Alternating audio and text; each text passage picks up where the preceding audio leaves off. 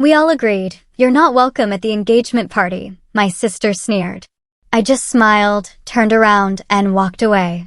That night, I quietly took back the $18,000 I had paid for the whole event. By morning, I had 58 missed calls and one desperate voicemail.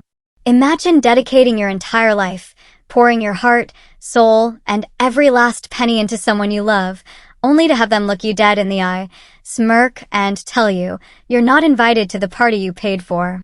That's exactly what happened to me. And it absolutely shattered me. My name's Rebecca, I'm 32, and for as long as I can remember, I've been there for my younger sister, Kimberly. When our mom got sick, I basically raised her. So, when she announced her engagement to Tyler, I was over the moon. Without a second thought, I offered to pay the entire $18,000 venue deposit as my gift. I never, not in a million years, imagined that 2 weeks later, I'd be standing in her living room, completely blindsided by betrayal. Growing up in Boston, Kimberly and I shared more than just a bedroom. Despite our 5-year age gap, we were inseparable. I was 12 when she started first grade, and I walked her to school every single day, holding her tiny hand in mine. Our mom, Margaret, was a kindergarten teacher who filled our home with books and laughter. Dad, Thomas, worked long hours as an accountant, but he always made time for our Sunday family dinners. Our home was warm, safe, full of love. Then, everything changed. I was 17. Mom was diagnosed with aggressive breast cancer, and within months, our lives were unrecognizable. Dad was overwhelmed, juggling her medical care and trying to keep his job to maintain our insurance. That's when I stepped up. I learned to cook, to clean, to help Kimberly with her homework, and somehow I still managed to finish high school with honors. Mom fought hard for 2 years, but eventually the cancer won. I was 19, and Kimberly was only 14. I remember holding her as she sobbed at the funeral, promising her I would always be there. In that moment, I meant it with every fiber of my being. College became a complicated dream for me. I'd been accepted to several architecture programs, but leaving Kimberly behind wasn't an option. So, I enrolled in the local community college, working part-time at a coffee shop. During my breaks, I'd call home to check if Kimberly had eaten dinner or needed help with a science project. On weekends, I'd take her shopping or to movies, trying to give her some semblance of normalcy. Dad, bless his heart, retreated into his grief and work, often coming home late after Kimberly was asleep. I became both sister and parent, making sure she had what she needed, emotionally and physically. After getting my associate degree, I transferred to complete my bachelor's in architecture, meticulously scheduling classes around Kimberly's school events. 3 years after Mom died, Dad introduced us to Diane, a real estate agent he'd been dating. She was polished, ambitious, and clearly saw something in our grieving father. Within 6 months, they were married. I was cautiously optimistic, hoping Diane might bring some happiness back into our home. What I didn't anticipate was how quickly Diane would start favoring Kimberly. Maybe it was because Kimberly was younger and more malleable, or maybe I reminded her too much of our mother. Whatever the reason, Diane began creating subtle, insidious divisions in our family. She'd take Kimberly shopping for expensive clothes, but conveniently forget to invite me. She'd praise Kimberly's average grades effusively, while barely acknowledging my Dean's List achievements. Dad either didn't notice or chose not to see it. He seemed relieved that someone else was helping with the parenting duties, which allowed him to work even more. I tried to maintain my relationship with Kimberly despite Diane's influence, but I saw changes happening. The sweet little sister who once followed me everywhere started developing an entitled attitude, expecting things to be handed to her. When Kimberly graduated high school, she announced she wanted to attend an expensive private university across the country. Dad and Diane supported the idea, but they hadn't saved enough for her tuition. So, I stepped in again. I had just landed my first job at an architecture firm and immediately took on a second job, bartending on weekends, just to help pay for Kimberly's education. I sent her money monthly for 4 years, often skipping meals or living in a tiny studio apartment to make it work. During those college years, Kimberly called less and less. When she did, it was usually because she needed something: extra money for spring break, help with a paper, advice about roommate drama. I always responded with love and support, truly believing that despite everything, we had a special bond that couldn't be broken. My career as an architect flourished, but my personal life remained stagnant. While friends were getting married and starting families, I was working 60-hour weeks and sending money to Kimberly. Dating seemed like a luxury I couldn't afford in terms of time or emotional energy. My colleague, Sarah, often joked that I was married to my drafting table. After graduating, Kimberly moved back to Boston and landed a marketing job at a prestigious firm, largely due to connections Diane had cultivated. She quickly adapted to a lifestyle that far exceeded her actual income, living in a trendy downtown apartment and wearing designer clothes. Whenever she ran short on rent or maxed out her credit cards, she would show up at my place with tears and promises to do better next time. And I always forgave her. Always. I always helped her, always believed that underneath the growing selfishness was the little sister who had once looked at me with complete adoration. Then came the Sunday dinner when Kimberly announced her engagement to Tyler Bradley, a wealthy real estate developer whose family owned half the luxury properties in Boston. The diamond on her finger was bigger than any I had ever seen, and the way she looked at him made it clear she believed she had finally arrived at the life she deserved. What I didn't know then was that this engagement would finally show me who my sister had truly become. I was genuinely thrilled for her. Despite our complicated relationship, I wanted her to be happy. Tyler seemed kind enough, if a bit reserved around our family. He came from old money, generational wealth that made our middle-class background seem almost quaint by comparison. "We're thinking of having the engagement party at the Hamilton estate," Kimberly mentioned casually over brunch the week after announcing the engagement. The Hamilton estate was the most exclusive venue in Boston, a historic mansion with manicured gardens that was usually booked 2 years in advance. "That's amazing," I said, genuinely impressed. "But isn't it hard to get a reservation there?" Kimberly's face fell slightly. "That's the thing. They had a cancellation for next month, which would be perfect timing. But they require an $18,000 deposit immediately to hold the date. Tyler's parents are covering the wedding, but they're currently in Europe. By the time they get back and transfer the money, the date will be gone." I didn't hesitate. "I can help with that. I've been saving for a down payment on a condo, but this is more important. I want your engagement to be perfect." The way Kimberly's face lit up made any financial concerns vanish from my mind. She reached across the table and squeezed my hand, tears in her eyes. "You've always been there for me, Rebecca. I don't know what I'd do without you." That afternoon, I transferred $18,000 to the venue. It was a significant portion of my savings, but I considered it an investment in our relationship. I imagined us getting closer as we planned the party, maybe even healing some of the distance that had grown between us over the years. I met Tyler's parents, Richard and Victoria Bradley, at a dinner the following week. They were polished and poised, with the confident air of people who had never worried about money. Victoria wore a casual outfit that probably cost more than my monthly rent, while Richard checked his Rolex every few minutes as if to remind everyone of its presence. "So, you're the big sister we've heard so much about?" Victoria said, her smile not quite reaching her eyes. "Kimberly tells us you're in construction." "Architecture," I corrected gently. "I design residential and commercial spaces."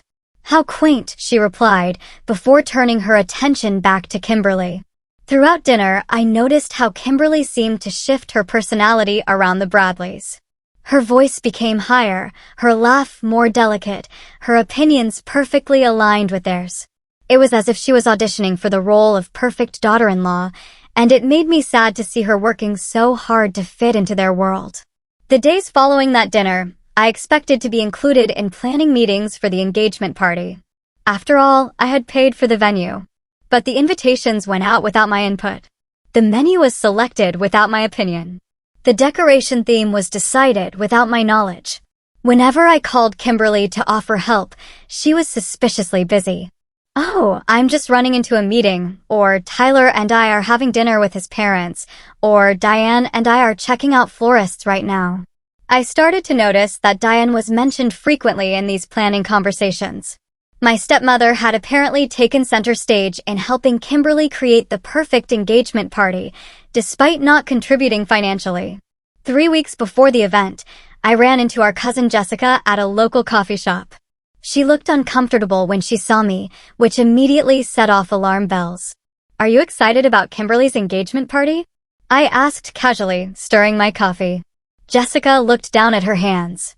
"Actually, I wasn't sure if I should mention it. I got the invitation yesterday, but I noticed your name wasn't on the family table seating chart they included."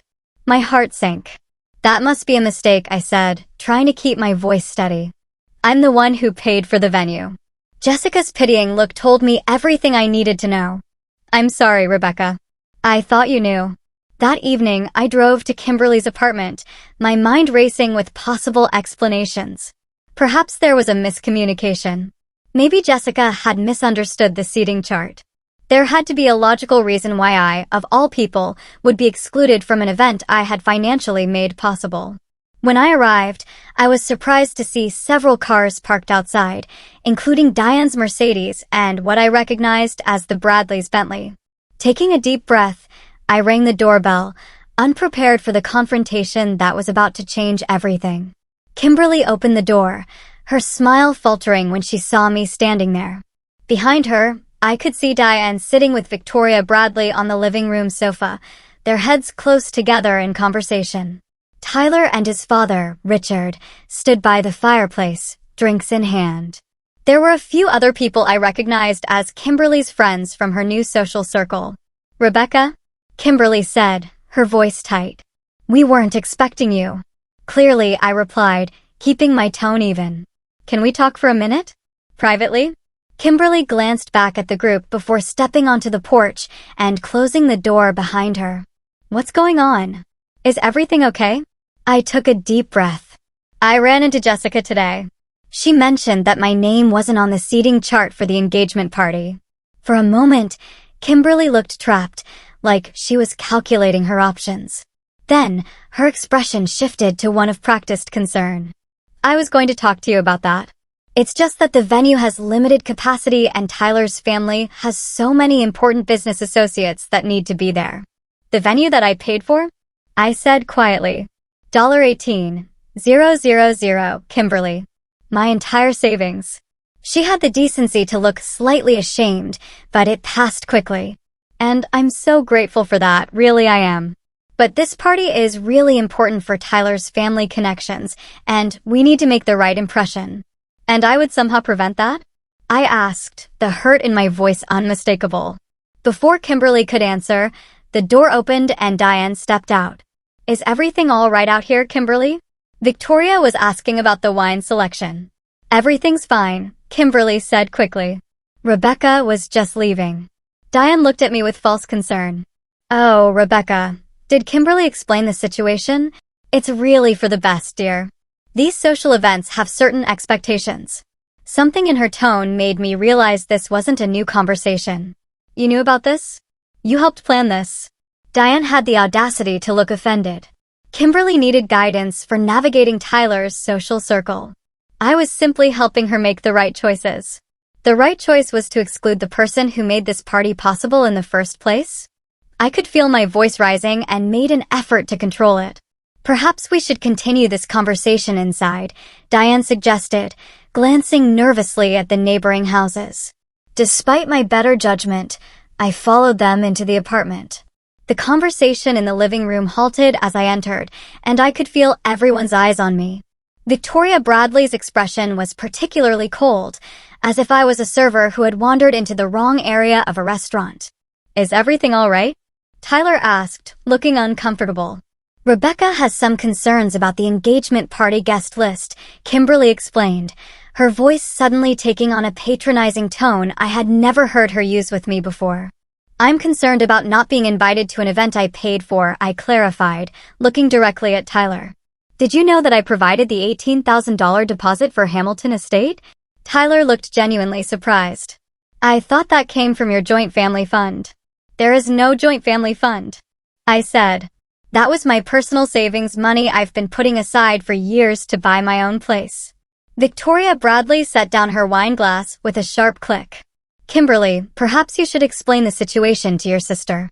Kimberly's face hardened in a way I had never seen before. The truth is, Rebecca, we decided it would be better if you weren't there. Your presence would be complicated. Complicated how? I demanded. Diane stepped in smoothly. Rebecca, dear, you know how you can get. You're so emotional sometimes. And this event needs to be perfect. We've explained to the Bradleys about your difficulties after your mother passed. I was stunned into silence. My difficulties had been working 2 jobs to support our family while grieving my mother.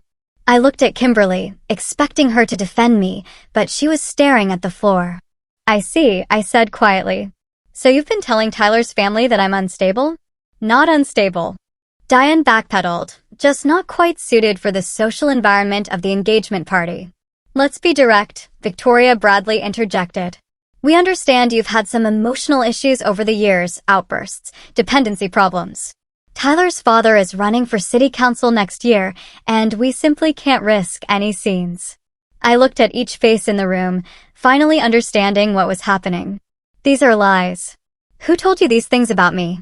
No one answered, but Diane and Kimberly exchanged a quick glance that told me everything. So you used me for the money? I said to Kimberly, the truth finally dawning on me. You knew I would pay and then you planned all along to exclude me? Kimberly finally looked up, and what I saw in her eyes chilled me. There was no shame, no regret, just cold calculation. You always pay, Rebecca. That's what you do. You've been trying to buy my love since Mom died, and I've let you because it seemed to make you happy. The cruelty of her words knocked the breath from my lungs. I wasn't trying to buy your love. I was trying to take care of you, like I promised Mom I would. Kimberly rolled her eyes, emboldened by her audience. Well, I don't need your kind of care anymore. I have people who actually understand the world I belong in now. The world you belong in? I repeated, incredulous. Kimberly, these people barely know you. I've known you your entire life. And that's exactly the problem, she said, her voice hardening. You know the old me, the one from before. I've outgrown that person, and I've outgrown needing a sister who reminds everyone where I came from every time she opens her mouth. I looked around the room again, noticing the uncomfortable expressions, the averted gazes. No one was going to stand up for me, not even my own father, who was conspicuously absent from this gathering. So that's it? I asked. You take my money and then discard me because I don't fit your new image. Kimberly straightened her shoulders, and with a final glance at Victoria Bradley for approval, she delivered the line that would forever change our relationship. We all agreed. You're not invited to the engagement party. And then she smiled. Not the warm smile of my little sister, but a cold, triumphant smirk that revealed the stranger she had become. I stood there for a moment, absorbing the finality of what had just happened. Then, without another word, I turned and walked out of the apartment, down the stairs, and to my car. It wasn't until I was safely inside, with the doors locked, that I allowed the tears to come, streaming down my face as I realized that I had lost not just $18,000, but the sister I thought I had. The drive home from Kimberly's apartment was a blur of streetlights and tears. My mind kept replaying the scene over and over, the smirk on my sister's face, the condescending tone in Diane's voice, the cold judgment in Victoria Bradley's eyes. Each memory was another knife twist in my heart. By the time I pulled into my driveway, my sadness had begun crystallizing into something else. Clarity. Resolve. A determination I hadn't felt in years. Inside my small but meticulously designed home, I poured myself a glass of wine and sat at my kitchen island, staring at nothing in particular. The truth I had been avoiding for years was finally impossible to ignore. Kimberly had been using me. Perhaps she always had been, but I had been too blind, too desperate to maintain our connection to see it. I thought about all the times I had come to her rescue, the rent payments when she forgot to budget properly, the credit card bills I paid when she maxed out her cards on a weekend shopping spree with friends, the countless emotional crises I had talked her through while putting my own needs aside. And now, the $18,000 for a party I wouldn't even be allowed to attend. Something inside me snapped. I wasn't going to let this happen. Not this time. I reached for my phone and called Michael, a lawyer friend who had been trying to date me for months. I had always been too busy taking care of Kimberly's problems to give him a real chance. "Rebecca," he answered, sounding pleasantly surprised. "This is unexpected." "I need legal advice," I said, getting straight to the point. "If I give someone money for a specific purpose and they accept it under false pretenses, do I have any recourse?" Michael's tone immediately shifted to professional concern. "That depends on several factors. Can you give me some details?" I explained the situation, trying to keep my voice steady as I recounted the humiliation I had just experienced. Michael listened without interrupting, and I could almost picture him taking notes on the other end of the line.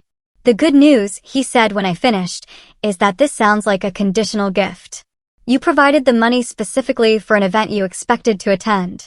Do you have any documentation of this understanding?" I thought for a moment. "I have text messages where Kimberly specifically asks me to help with the venue deposit so she can have her engagement party there, and I have the transfer receipt that clearly states for Kimberly's engagement party at Hamilton Estate in the memo line." "That's helpful," Michael said. "Here's what I would suggest. First, gather all your documentation. Then, contact the venue directly. Explain that you were the one who provided the deposit and that it was given under conditions that have not been met.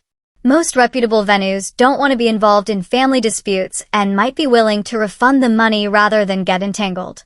"Can I do that? Just ask for my money back?" "You can certainly try," Michael said. "The worst they can say is no, but given that the event hasn't happened yet, you have a reasonable case for the return of funds." After thanking Michael and promising to update him, I spent the next hour compiling evidence, text messages, bank statements, email confirmations from the venue. I organized everything into a folder, my architect's precision serving me well in this task. That night, I barely slept. My mind kept racing between hurt and anger, between grief for the relationship I thought I had and determination to stand up for myself for once. By morning, I had a plan. The Hamilton Estate opened at 9 a.m. I was in the parking lot at 8:30 a.m., dressed in my most professional outfit, the folder of documentation tucked into my leather portfolio. When Amanda, the venue manager, arrived, I was waiting calmly by the entrance. "Miss Wilson." She looked surprised to see me. "We don't have an appointment scheduled today, do we?" "No, but I'm hoping you might have a few minutes to discuss my sister's engagement party," I said, keeping my voice steady and professional. "There's been a complication." Amanda hesitated, then nodded. "I can give you 15 minutes before my first meeting." In her office, I laid out the situation as concisely as possible, presenting my documentation without emotional embellishment. Amanda's expression shifted from professional politeness to genuine concern as the story unfolded. "Let me understand correctly," she said when I finished. "You provided the deposit for an event you've now been explicitly told you cannot attend?" "That's correct," I confirmed. "I would never have paid for the venue if I had known I would be excluded from the celebration." Amanda tapped her pen against her desk, considering. "Technically, the contract is with your sister, not you, even though you provided the payment." My heart sank, but I kept my composure. "I understand, but ethically speaking, the situation is clear. My money was accepted under false pretenses." After a long moment, Amanda nodded. "The Hamilton Estate prides itself on integrity. We don't want to host events funded by deception." She pulled out a form from her desk. "This is a deposit cancellation form. Since we're still 30 days out from the event, our policy allows for a full refund, minus a small administrative fee. Under the circumstances, I'm willing to waive even that fee." Relief flooded through me as I watched her fill out the paperwork. "What about my sister's event?" "We'll contact her today to inform her that the reservation has been canceled due to payment issues," she said. "She'll be welcome to rebook if she can provide new payment immediately, but I should warn you that we now have other interested parties for that date." 2 hours later, I checked my bank account and saw the deposit, $17,950. Almost the full amount returned to my account. The emotion I felt wasn't triumph or vindication, but something more complex, a mixture of sadness for what I had lost and a strange sense of empowerment for finally standing up for myself. I knew what would happen next. Kimberly would be furious. Diane would be outraged. The perfect engagement party at the perfect venue was slipping through their fingers. There would be calls, texts, perhaps even a confrontation. I wasn't ready to face any of it yet. I needed time to process, to strengthen my resolve before the inevitable storm. I packed a small overnight bag, turned off my phone, and checked into a boutique hotel downtown.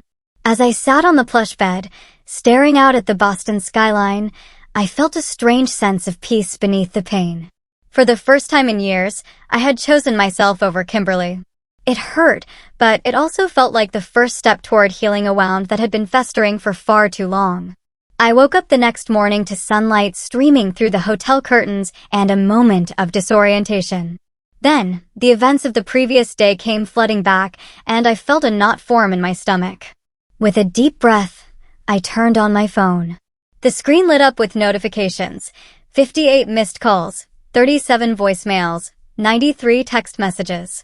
My phone continued to buzz as new messages arrived, as if the device itself was angry with me.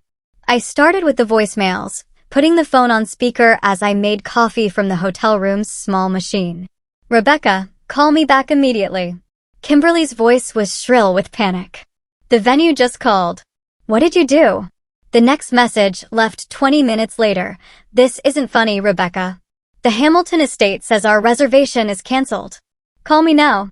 As the messages progressed, Kimberly's tone shifted from panic to fury. "You vindictive expletive. How could you do this to me after everything I've done for you?" I nearly laughed at the absurdity of that statement. What exactly had Kimberly ever done for me? Diane's messages were equally venomous, but more calculated.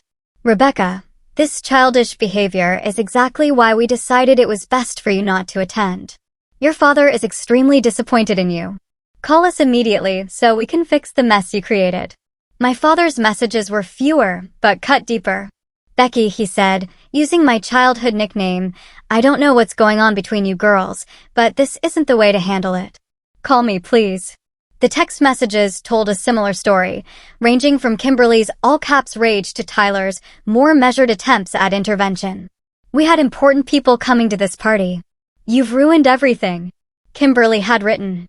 "Rebecca, I understand you're upset, but this is affecting a lot of people. Can we talk?" That was from Tyler. The most recent messages had taken on a pleading tone. "Please, Rebecca, I'm sorry for what I said. I was stressed and not thinking clearly. We can work this out." Kimberly had texted just an hour ago. I set the phone down and sat on the edge of the bed, sipping my coffee. The desperation in those latest messages told me everything I needed to know. The Bradleys were probably furious. Their son's engagement party, which was meant to be a social showcase ahead of Richard's political aspirations, was suddenly in jeopardy. And they were blaming Kimberly. Part of me felt a twinge of satisfaction, but it was overshadowed by sadness. How had we reached this point? When had my sweet little sister turned into someone who would use and discard me without a second thought? I sent a single text to my friend Sarah: "Need to talk. Are you free for lunch?" Sarah responded immediately: "Always for you. Madison's Cafe at 12. Sarah was waiting when I arrived at the small cafe near her office. One look at my face and she stood up, wrapping me in a tight hug. "That bad?" she asked as we sat down. "Worse," I replied, and then I told her everything. The engagement announcement, the venue deposit, the cruel exclusion, the smirk on Kimberly's face when she told me I wasn't welcome, the recovery of my money, the subsequent explosion of messages. Sarah listened without interrupting, her expression shifting from shock to outrage to sympathy. When I finished, she reached across the table and squeezed my hand. "I'm so proud of you for standing up for yourself," she said. "It's about time." I feel terrible, I admitted. Not about taking my money back, but about the fact that it came to this. "She's still my sister." "Is she, though?" Sarah asked gently. "A sister who treats you this way? Who lies about you to make herself look better to her fiancé's family? Who takes your money and then excludes you from the very event you paid for?" I had no answer for that. "What are you going to do now?" Sarah asked. "I don't know," I confessed. Part of me wants to just cut all ties and move on. But there's still this little voice inside me that remembers the girl who used to follow me around the house, who would crawl into my bed during thunderstorms. That girl is gone, Rebecca, Sarah said softly. And it's not your fault. It's time to accept that and protect yourself. As we were finishing lunch, my phone rang. It was a number I didn't recognize. Hello. I answered cautiously. Rebecca, this is Victoria Bradley, Tyler's mother. My stomach dropped. Mrs. Bradley, what can I do for you? You can explain why you sabotaged my son's engagement party, she said, her voice cold. I didn't sabotage anything, I replied calmly. I simply reclaimed money that was taken under false pretenses. Kimberly tells a different story, Victoria said. She says you've always been jealous of her, that you have some sort of obsessive attachment that's becoming concerning. Anger flared inside me. That's absolutely false. I've supported Kimberly emotionally and financially for years. I paid for her college education. I've bailed her out of financial trouble countless times. And I graciously offered to pay for the venue deposit because I wanted to contribute to her happiness. Then why withdraw the money? Victoria pressed. Because I was explicitly told I wasn't welcome at an event I had paid for, I said simply. Would you pay for a party you weren't allowed to attend, Mrs. Bradley? The silence on the other end told me I had made my point. I see, she finally said. Well, this has created quite an uncomfortable situation for everyone involved. I'm sure it has, I replied, but perhaps the uncomfortable situation began when lies were told about me to justify my exclusion. After hanging up, I knew what I needed to do next.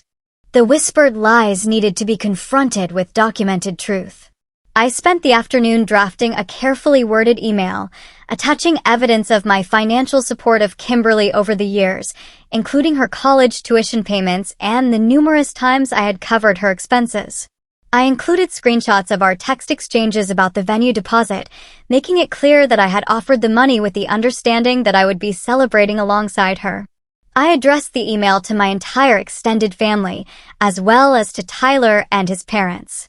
The subject line was simple, the truth about why I withdrew the engagement party deposit. The email wasn't vengeful or accusatory, it was factual and direct. I explained that I had been told I wasn't welcome at the engagement party by Kimberly herself, that Diane had apparently been spreading falsehoods about my mental stability to Tyler's family, and that I had chosen to reclaim my money rather than finance my own exclusion. I have always supported Kimberly and will continue to wish her happiness, I wrote in conclusion, but I can no longer allow myself to be used financially while being discarded emotionally. I hope this clarifies the situation for everyone involved. I pressed send before I could second-guess myself. Within hours, responses began trickling in. My Aunt Patricia expressed shock and sympathy. I had no idea this was happening, Rebecca. I'm so sorry. What can I do to help? My cousin Jessica confirmed that she had heard Diane making concerning comments about my fragility at a family gathering months ago, but hadn't understood the context until now. Even my Uncle Robert, who rarely involved himself in family drama, sent a brief but supportive message. Always thought you were the strong one. Still do. Here if you need anything. As evening fell, there was a knock at my hotel room door. When I checked the peephole, I saw my father standing in the hallway, his face lined with worry. Taking a deep breath, I opened the door, bracing myself for whatever might come next. My father looked older than I remembered, standing in the hotel hallway with slumped shoulders. His eyes, so similar to my own, were clouded with confusion and distress. Rebecca, he said, his voice rough. Can I come in? I stepped aside to let him enter, noticing how he surveyed the hotel room with a puzzled expression, as if he couldn't understand why I wasn't at home. Diane told me you'd be here, he explained, answering my unspoken question. The hotel called your emergency contact when you extended your stay. Of course, I had forgotten that I'd listed my father as my emergency contact years ago and never changed it. Why are you here, Dad? I asked, keeping my voice neutral as I sat in one of the room's armchairs. He remained standing, hands in his pockets. Kimberly is devastated. The engagement party is falling apart. The Bradleys are threatening to call off the wedding entirely. No, how are you, Rebecca? No, I heard what happened, and I'm concerned about you. His first thoughts were for Kimberly, as they had always been since Diane entered our lives. That sounds like a problem of Kimberly's making, I said quietly. And Diane's. His face hardened slightly. This isn't like you, Rebecca. You've always been the responsible one, the peacemaker. What's gotten into you? Maybe I'm tired of being taken advantage of, I replied. Maybe I finally reached my breaking point when my sister told me to my face that I wasn't welcome at a party I paid for, and my stepmother told her future in-laws that I'm mentally unstable. Dad's expression faltered. Diane wouldn't do that. She's always had the family's best interests at heart. Has she? I challenged, rising to retrieve my laptop. Let me show you something. I opened my email and showed him the documented evidence I had compiled, the text messages where Kimberly specifically asked for money for the venue, the bank transfers showing years of financial support, the message from my cousin confirming Diane's comments about my supposed instability, the email from Amanda at Hamilton Estate confirming that I had been the one to pay the deposit, not the family fund that had been mentioned to Tyler. As he read through the evidence, my father's face went through a series of emotions, disbelief, confusion, and finally, a dawning horror. I didn't know, he said, his voice barely audible. I had no idea it had gone this far. How could you know? I asked, not unkindly. You've been letting Diane manage the family dynamics for years. You checked out after Mom died, Dad. You handed over your parental role to me when it came to Kimberly, and then you let Diane create whatever narrative suited her. He sank down onto the edge of the bed, suddenly looking every one of his 60 years. After your mother died, I was lost. Diane seemed so capable, so sure of herself. She took control when I couldn't. And that was convenient for you, I said, the words coming out more sharply than I intended. But while you were finding comfort with Diane, I was working 2 jobs to put Kimberly through college. I was sacrificing my own dreams to fulfill the promise I made to Mom. I never asked you to do that, he protested weakly.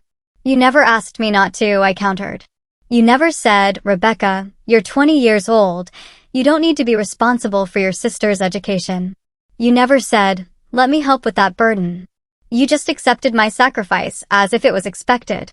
Tears welled in his eyes, and for a moment, he looked like the father I remembered from before Mom's illness, the one who used to read me bedtime stories and taught me how to ride a bike. I failed you, he admitted, his voice breaking. I was so consumed by my own grief that I couldn't see what was happening right in front of me. And then when Diane came along, she drove a wedge between us. I finished for him.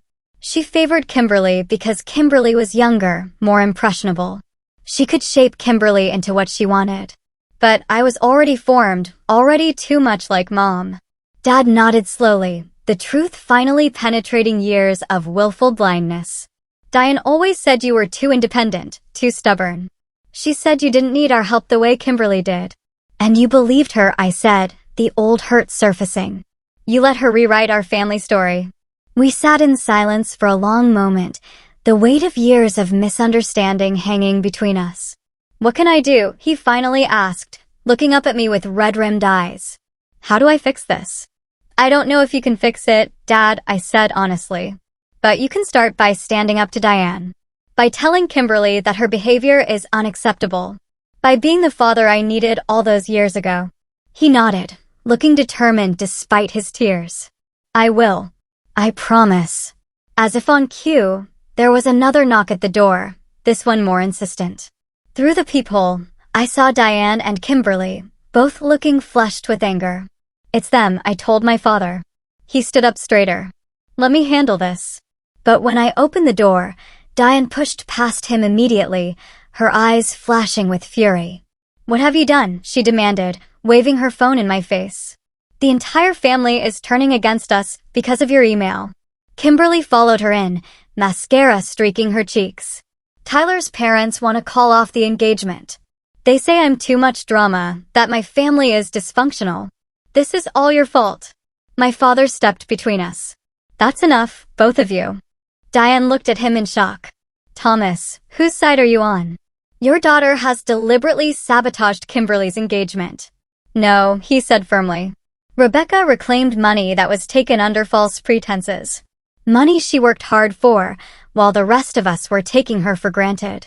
Kimberly's mouth fell open. Dad, you can't be serious. She's always been jealous of me. She can't stand that I'm finally happy. "Stop it, Kimberly," my father said, his voice sharper than I had heard it in years. "I've seen the evidence. I know what really happened. And I'm ashamed that my daughters have become strangers to each other, largely because I wasn't paying attention." Diane's strategy shifted instantly. Her expression softened, and she placed a hand on my father's arm. "Thomas, you're upset. We all are. Let's go home and discuss this as a family without airing our dirty laundry in a hotel room."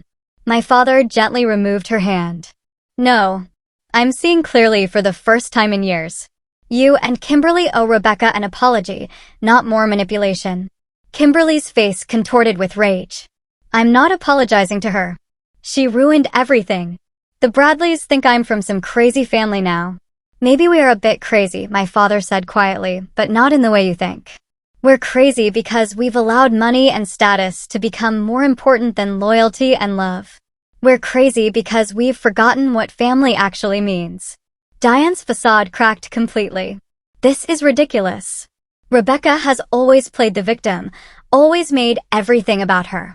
She couldn't stand that Kimberly was finally going to have something special, something that didn't involve her constant supervision and judgment." I had remained silent throughout this exchange, watching the family dynamics I had lived with for years play out in front of me. But now I stepped forward. "I don't need an apology," I said calmly. "What I need is respect.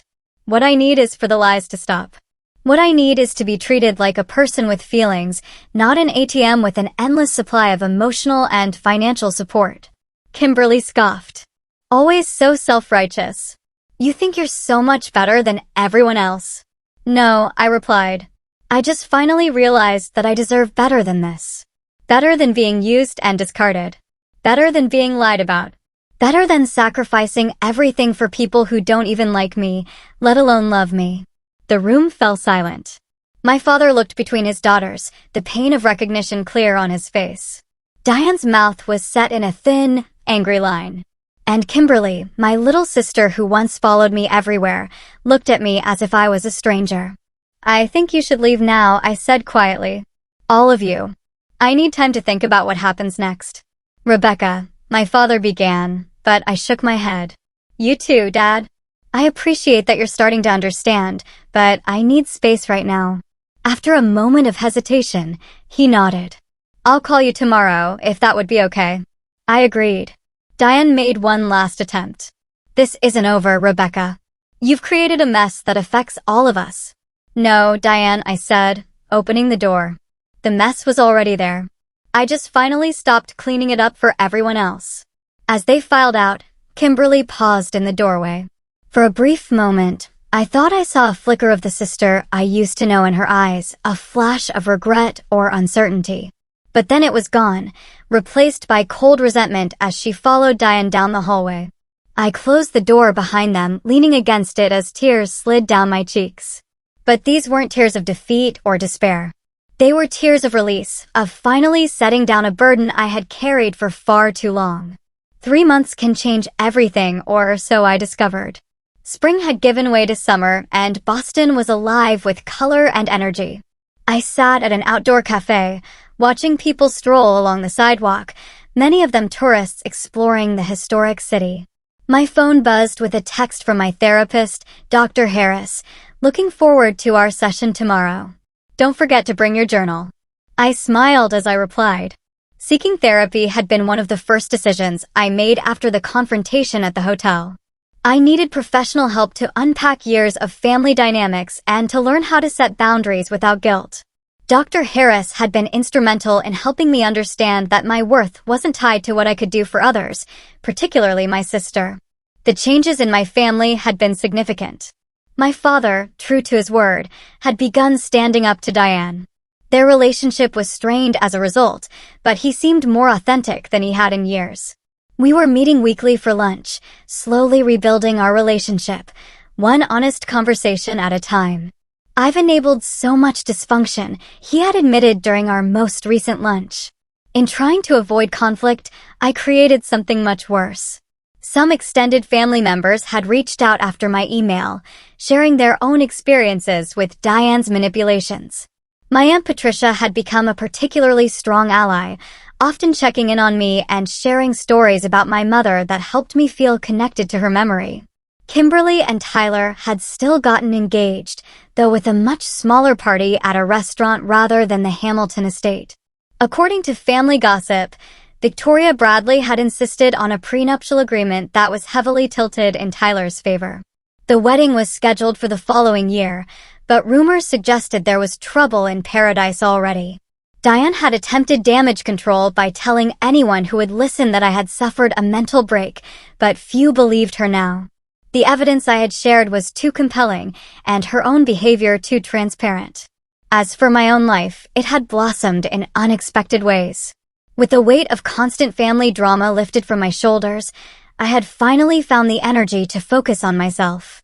I redecorated my small house, creating a space that reflected my personality rather than serving as a way station between work and family obligations.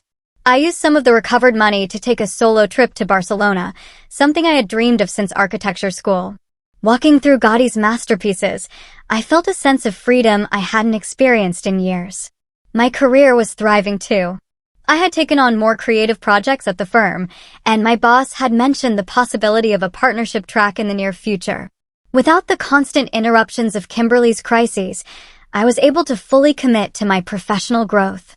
But perhaps the most unexpected development came in the form of David Harrison, an old college friend who had recently returned to Boston after years working abroad. We had bumped into each other at a professional networking event, and the connection was immediate. Rebecca Wilson, he had said, his face lighting up with recognition. I always wondered what happened to the most talented designer in our class. We had started with coffee, which turned into dinner, which evolved into weekend hiking trips and long conversations about everything from sustainable architecture to our favorite books. David was kind, thoughtful, and most importantly, he saw me not as someone's sister or daughter, not as a source of support or money, but as a complete person with my own dreams and value. "What are you thinking about?" A voice interrupted my reverie. David slid into the chair across from me, setting down 2 iced coffees. "Just reflecting on how much has changed," I replied with a smile. "Good changes?" he asked, his eyes warm with interest. Mostly I nodded. "It's still hard sometimes. I miss the sister I thought I had, but I don't miss the reality of what our relationship had become." David reached across the table to squeeze my hand. "That's growth, acknowledging the loss while recognizing it was necessary." My phone buzzed again, this time with a text from my father. "Lunch tomorrow still on?" "I have news." I texted back a quick confirmation, curious about what his news might be. Our relationship was still healing, but each honest conversation brought us closer to a genuine connection. The $18,000 that had catalyzed all this change was now safely back in my savings account, growing toward the down payment on a condo I had my eye on, money that was finally being used for my future, not to buy approval or connection from people who couldn't truly give it.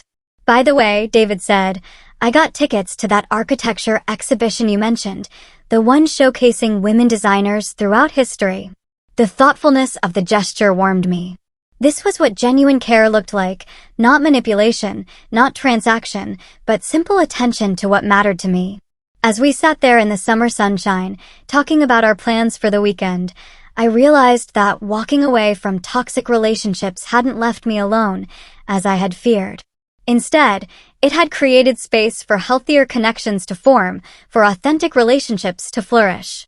The path hadn't been easy. There had been moments of doubt, nights of tears, days when the weight of family expectation had threatened to pull me back into old patterns.